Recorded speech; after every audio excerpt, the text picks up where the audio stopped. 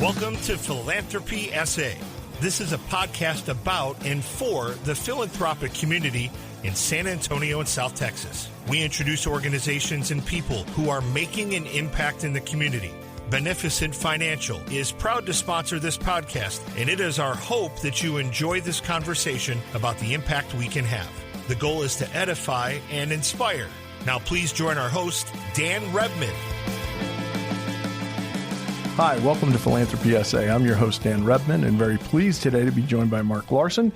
He is the Executive Director of Early Matters, and we're going to be talking about Early Matters in a minute. But first, we want to talk about Mark and kind of some things, but we're going to do a little bit of a detour from our normal route that we take on the podcast today. So Mark and I both hail from Kansas City, and so we're going to spend about the first 20 minutes talking about best barbecue places in Kansas City, and then distinctions between Kansas City barbecue and Texas barbecue. Are you ready? 20 won't be enough. It won't be, but anyway, so you grew up in Kansas City, or you spent time in Kansas City? Yeah, I grew up in Kansas City and came down here for school. Kansas City was too cold. And if it's 5 degrees out, I'm not happy. If it's 105, I am. Oh, wow. So this is a good place to be for that. Yeah. So, I grew up in Kansas City, and, part of the experience of what we had growing up in Leawood or Overland Park, Prairie Village area, was I got, and I came to learn this later, but part of that experience was formative for me in some ways because that was in many ways, J.C. Nichols, who kind of developed the Kansas City broader area, was the one who wrote the manuals, actual manuals, and gave speeches on how to do redlining and how to execute homeowners associations and deed restrictions, that kind of thing, to generally just to keep the neighborhoods white.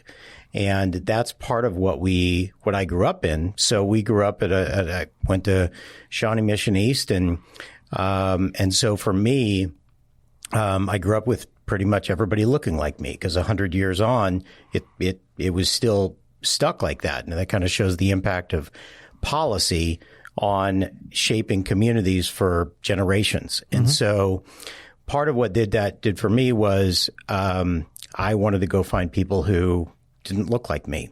And to do that, that was part of why I had to leave.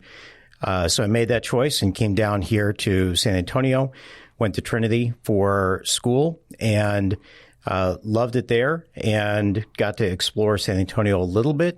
And afterwards, I stayed on and stayed for a master's in teaching, and started just jumping into the San Antonio culture, and I fell in love with the city. And decided to stay. I love it here and what's possible in San Antonio. Yeah, like me, I came to San Antonio in 1992, and it's certainly home now in terms of have never left. So what is it that you think drew you to teach and to serve that way as opposed to, going into business or something along those lines? I always loved being with kids. I was a camp counselor growing up, and a lifeguard, and spent summers during college at Kanakuk, which is a Christian sports camp that was down in the Ozarks, and was a camp counselor, and I just loved it. I didn't actually consider that it would be a career for me, but my poor to middling grades in my math major, they did not point me down a math route. And gratefully, I had a really wonderful mentor named Dr. John Moore at Trinity, who I was walking by on campus one day, and he said, "Mark, why don't you come sit down with me for a minute?" And we sat down on the bench, and I still know where the bench was. And 15 minutes later, we got up, and I had switched my career path. And I think he brought me back to what I really needed to be doing anyway. But I went into teaching, and I just love it. I love the journey of it and helping kids develop.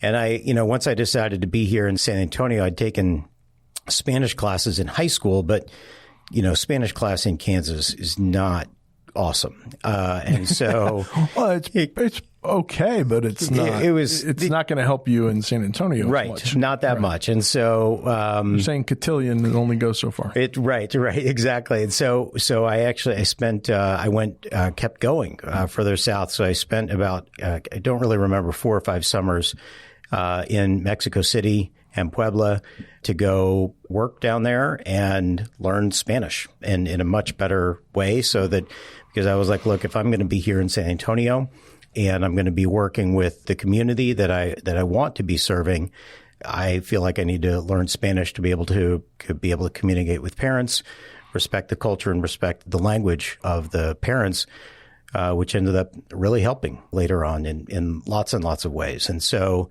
I love the pursuit of teaching, and part of that also goes back to a story that I'll share, but tied back to Kansas City, where my grandmother, who's quite a remarkable lady, she actually founded the recycling program in Kansas City, which was way early for that kind of thing.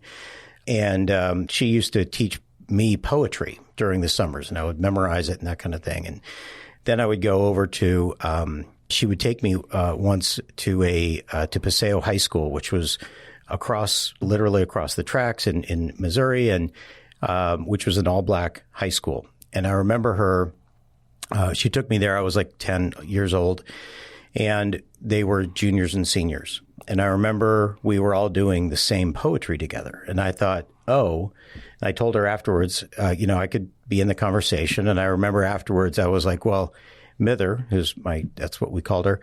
I was like, I guess I'm probably pretty smart, right? Because I can do what they could do. And she was a very gentle woman until that moment. And she cleared it up for me. And she said, I never want you to confuse what just happened. You have had every educational opportunity possibly that could be afforded to you, and they have had none. They are absolutely as brighter as you are, or brighter, but they have not had those opportunities. And part of our work here is to go about and rectify that. And so that stayed with me for a long, long time. Yeah, obviously. Yeah.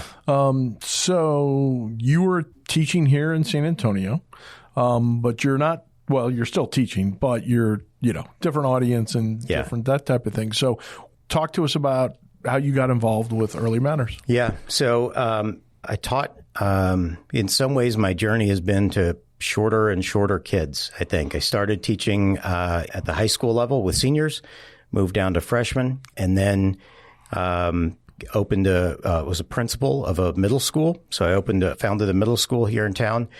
And then, as I moved up, and it was a charter network here. And so I became superintendent there because I was the first one in the door. You just change your business card and then you have the next job.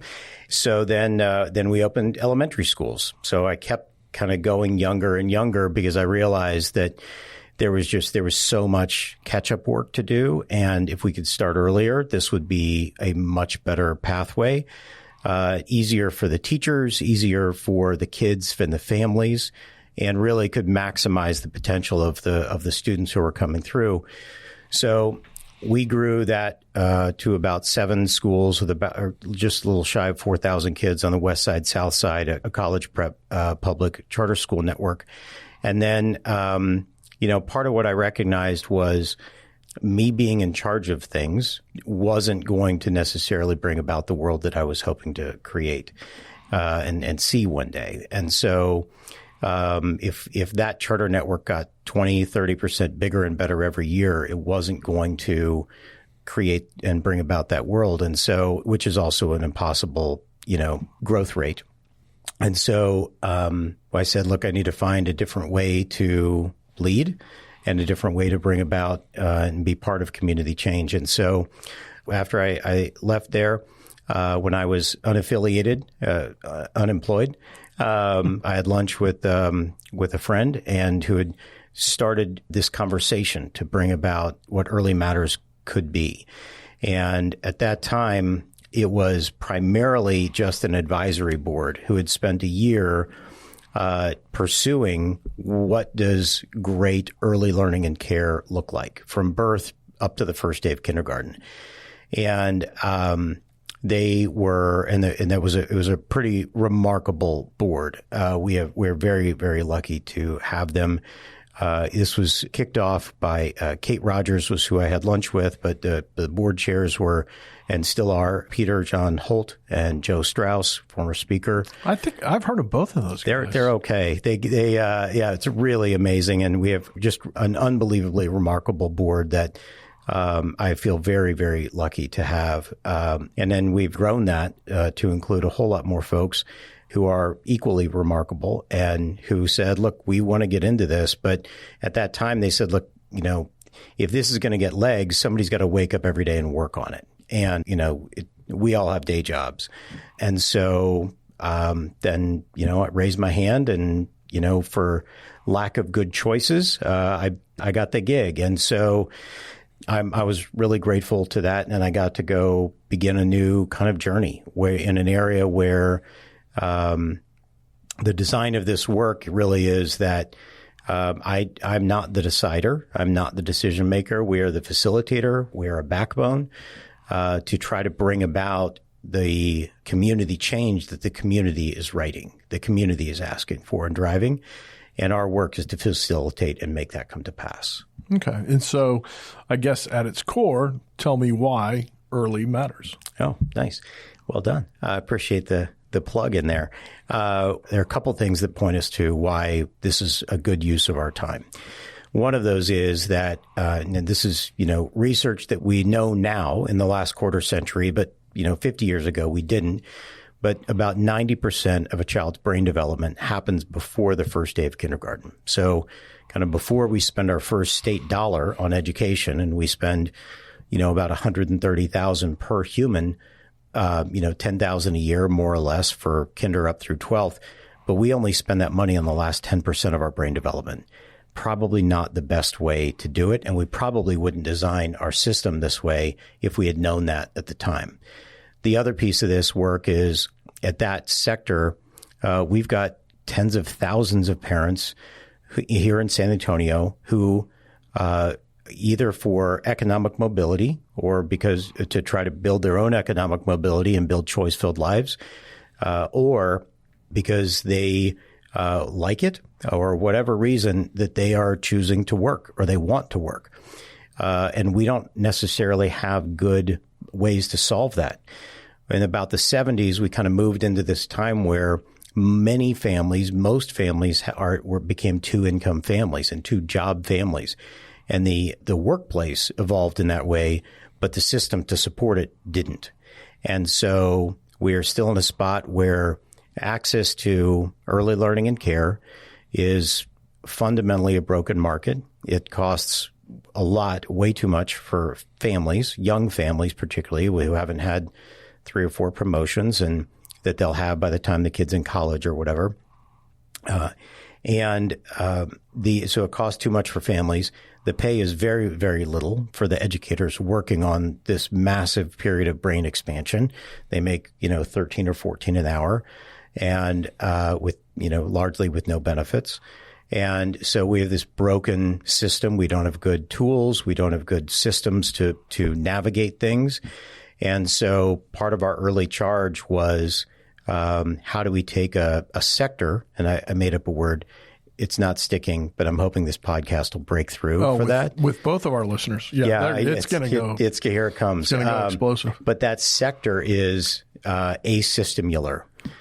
See, that's why it's not working. So I was all ready for asystematic. Yeah, no, that maybe that would stick. I'm open to either as long as it goes. We're not here to wordsmith. I'm just saying that you are correct. That is not a word, but it's not. It's not working. So when it gets added in a few years, we'll have a party. This is where it started. So, it's the idea that it's not that our systems aren't working; it's that we never made them in the first place, and so we don't have good navigations for tools for parents. We don't have good pipelines for talent development. We don't have good business structures for families or these small businesses, mostly, we say moms and pops, but really it's more often moms and grandmas. And so we have a ton of work to do to try to invest in that sector and build up the, just to use a kind of a term that I hope lands thoughtfully, but like just to build up the ROI. Like this is the place to engage and invest in our youngest learners at a time that we can maximize their brain potential. Sure. And so I know that you host, first of all, Mark wants to buy everybody here breakfast. I want everybody to know that. He does. So you host a breakfast first Friday of every month at Cappy's. Yep. And people who want to know more about Early Matters and kind of the vision and why that's in, he's got all kinds of charts and graphs that do us no good on an audio podcast.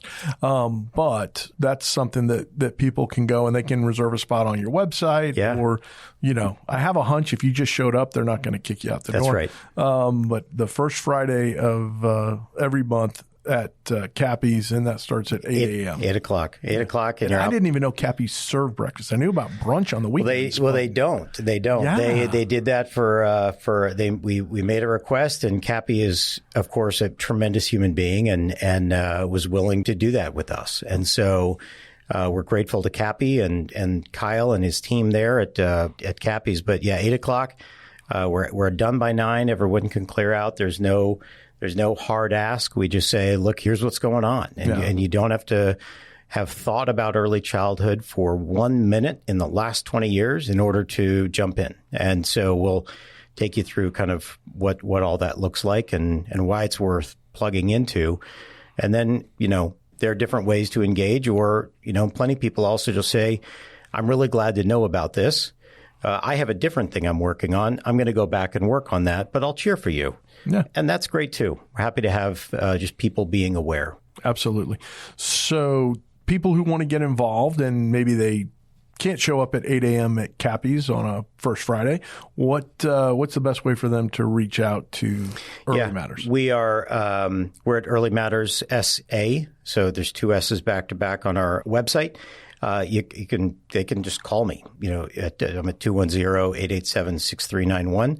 And say, hey, I'm interested in learning more, and we'd love to have you engage. We've got a wide range of folks. Some people are in early childhood. Some people are saying, look, I run a large company, and I keep losing people who can't afford childcare, and they're leaving my jobs. And then it costs me a ton of money to search their replacement, find their replacement, train them up, and I'd rather we just fix this system, but what's going on? Some people come from that.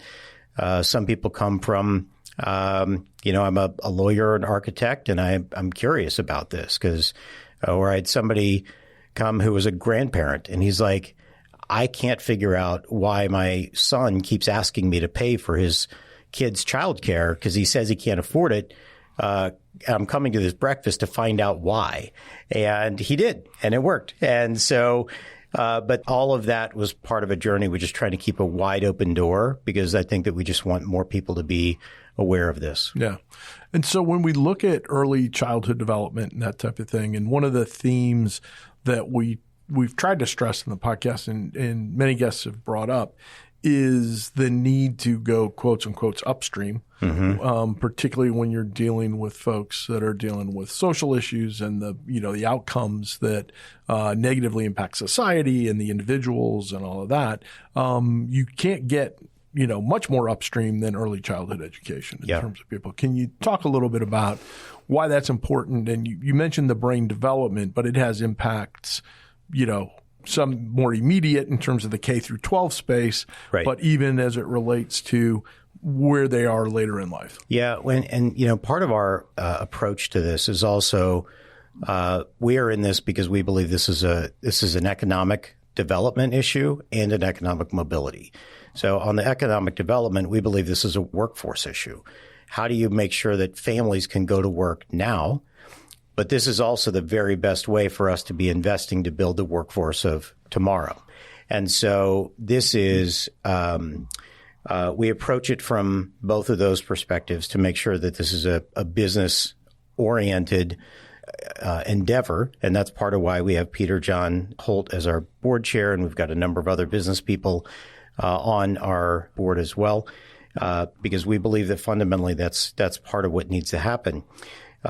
In that work, part of what I want to make sure that we reflect is that some of the brain development pieces that, we know that you've got language development and you've got, can I learn to crawl and, find my own hands and that kind of thing when the kids are young.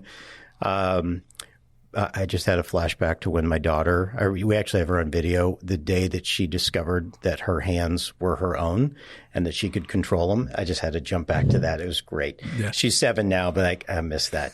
But we also have a lot of the executive function skills that we hire for now. So if we're hiring an accountant, we check can they do credits and debits? Can they run tables? Can they do follow GAAP? But then right after that, we check for everything else. Do you have grit? Are you curious? Can you have interpersonal skills? All of those things are largely developed before you are 5. And so that's where we want to be driving, to be investing, because 20 years from now, people are going to be ready to hire 22-year-olds who currently are 2. And so let's get going. And part of this work, we want to make sure that we're really clear. There have been tens of thousands of people working for and with and on the early childhood space for generations here in San Antonio, and some really wonderful leaders throughout the time and organizations. And we are grateful to be learning from them and partnering with them, both Family Service Association. Smart Start was some time ago, and Kronkowski had significant investment in that realm. United Way did before and still does in even bigger ways now. Workforce Solutions Alamo provides $100 million a year in workforce subsidies so that low-income families can afford to go to work. Pre-K for SA is, we kind of get used to them here in town. I think, there's a quote that's, I'm going to mess up the line, but that a prophet often isn't recognized in their own town. And in some ways we go pre-K for SA, well, that's normal, but they are notable around the country and around the globe for being a really fantastic model. And so we get to partner with them, and then with something on the order of 70 other early childhood entities that are in and around San Antonio. And, part of what we did here was, this is not I'm better now, but certainly when I came in, this was not my area of expertise. Mine was K-12. And so we got to serve as facilitator and say, one of the ways I explain kind of what we're up to is, if somebody said, gosh, I wish there was a way to get everybody who cared about early childhood, who worked on it, who were invested in it, to just get into a room together and come up with a plan to increase access, quality, and affordability. Figure out what we need to do. What are the strategies? What are the action steps? What are the specific action deliverables? What resources do we need? What policies do we need? What advocacy do we need?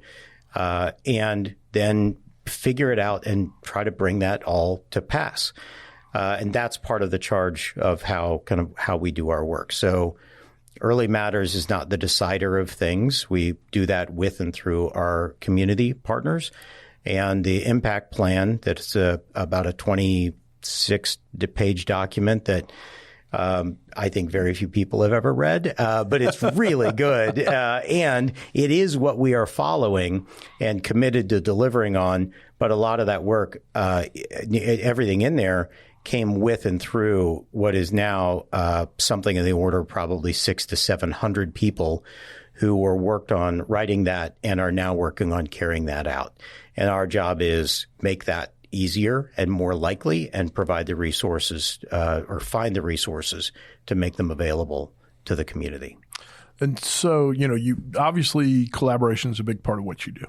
And so you kind of talked about the different organizations and that type of thing that you work with and work together with. And that's also a common theme that we hear from guests and, just folks is that, nobody's doing it alone, right? Everybody's pulling together in different ways. And there's, different organizations that are in the same ecosystem or they overlap and that type of thing. But if you can talk a little bit about, we know about the opportunities that are there, and you don't have to name names, but we also know that there's challenges when you're trying to bring these groups together and say, hey, let's kind of all pull together on this. And sometimes people get parochial and sometimes people get, a little Yeah. Where they're going to be like, okay, well, no, this is our baby, and this is, and that type of thing. So how do you, as someone who's trying to work on an issue like this and working with so many different organizations, tell us a success story of overcoming some of those obstacles or where those challenges still are? I think it's a good question. And there's a podcast that I like. Now, I apologize for plugging another one on this one, but I give both of my listeners permission to listen to this. That's right. But it's pretty great. There's a podcast called How I Built This. That is they interview CEO founders who do these really cool things. And I really like the podcast from an entrepreneurial standpoint. But one of my frustrations, or what I see, not a frustration, but I see as a gap in the market, that this is a little bit in terms of, I've listened to a bunch of your other guests who've been on here, that instead of how I built this, where's the podcast that's called How We Built This? And because that's actually how most of the stuff happens. It's not a hero founder. Very rarely, but even if you dig too deep into that story, they're almost never true either in that particular way. And so how we built this feels like a much more compelling story. And from part of my belief is that when we do it together, we're going to end up with something much bigger scale and much longer lasting. One of the shifts for me in that was I'm fairly impatient as a human, which is not great, but it's where I am, and better than I used to be. But there's a phrase that we all have heard where we move at the speed of trust. And that always was an annoying phrase to me because it was a limiting factor. It was a governing factor. It meant you had to slow down until. And part of what we've experienced with this journey is, as trust has been built between and among our partners, the trust has actually enabled us to move way faster than I thought we could. So now moving at the speed of trust means the opposite. And I didn't understand that, a decade ago. And I'm so grateful for that. But it gets to some of the challenges of, if your listeners are our age, it's moving our cheese, right? That was one of the early change. Who moved my cheese? Change resistant phrases back in the day.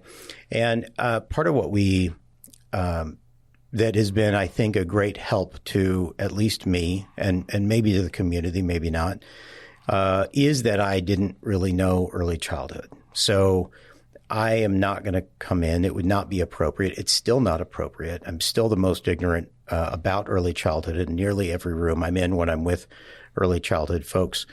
That these decisions, the vision for what we could create, the goals that we set together, how we're going to do it, what we're going to do it, they don't come from Early Matters. They come from the facilitation, but the community writes them. So when we do that, and when it comes from the community, we get to hold the charge of, we have a commitment to that, to saying we're going to advance that. And we don't know exactly, we're not going to decide how. The community will decide also the how, but we are going to press and say we are going to do it. So let's come back to the table. Let's come back to the table. Let's come back to the table. And there are people who are times to say, look, this is too much, or it doesn't feel like the right thing, or I've got something else going on. And look, I like what you're doing, but it's 9th on my priority list, and I only have time for 5. So I can't engage right now. And all of that is okay. And I think this is a time where you kind of go with the opportunity of a coalition of the willing.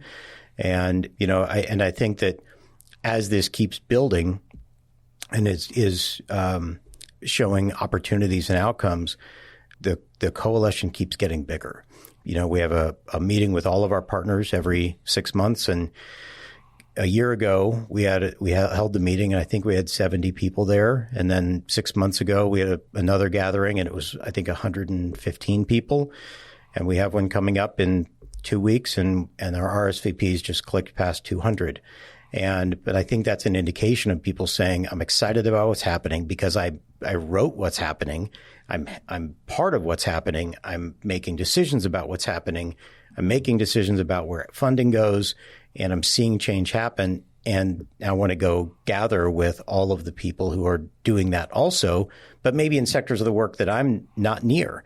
But I get to celebrate that with a couple hundred people who are digging in and helping to drive the change. And so I that feels promising.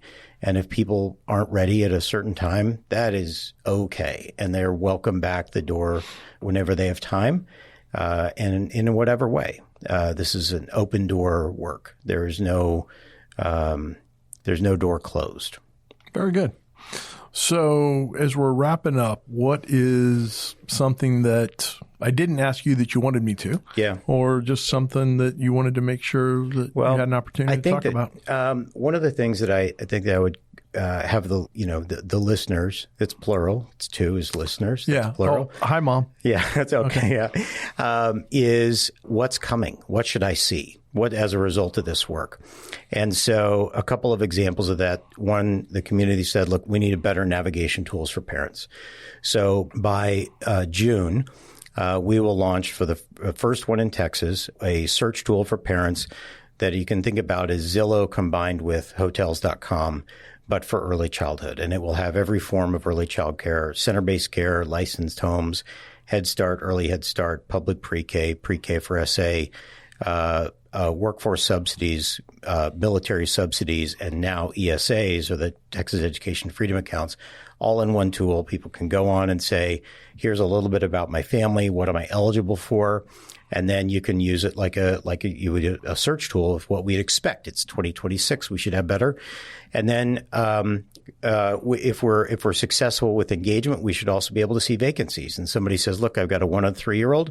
I want to go to one spot and I want to pick a place that's quality rated somewhere between work and home. What is there? And it will tell you the answers and give you places to go look.